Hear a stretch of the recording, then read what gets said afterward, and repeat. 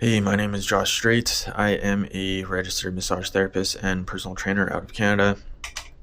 This channel is going to be a long video format for things that I've already been doing on my Instagram page, where I take a topic and try to discuss certain things just to purely educate people.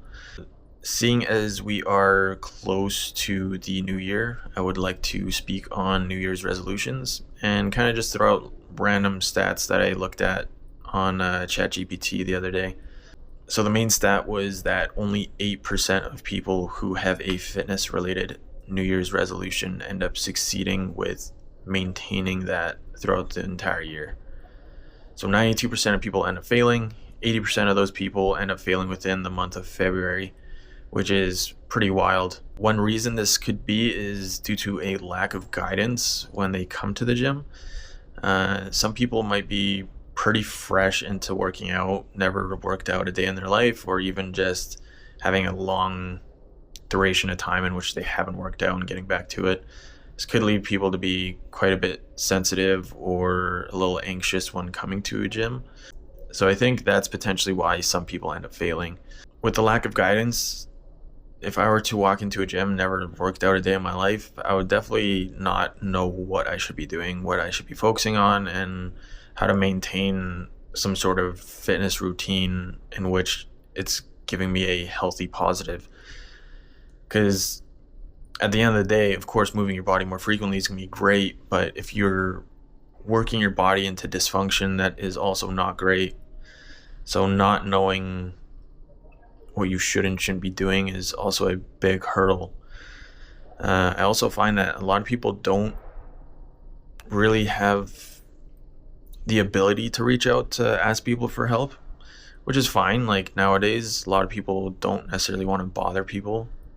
And of course, if you see a trainer or a coach working with either a team or with a client one-on-one, you don't really want to prevent them from doing their jobs.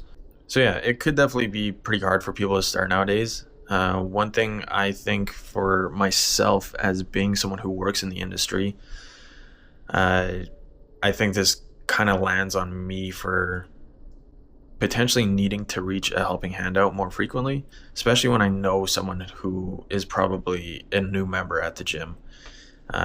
Either even just saying hello, waving hand, asking them if they need assistance when they walk into the door or when they sign up their memberships.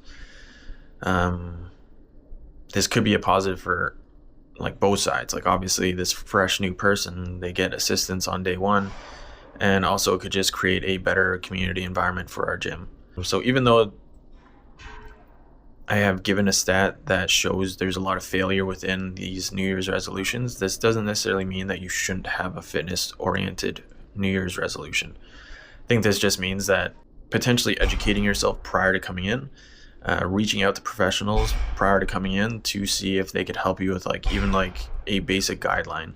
I find a lot of people in the industry end up having free consultations, in which I would definitely take full advantage of if I were someone new, even to the extent of just saying, where should I start?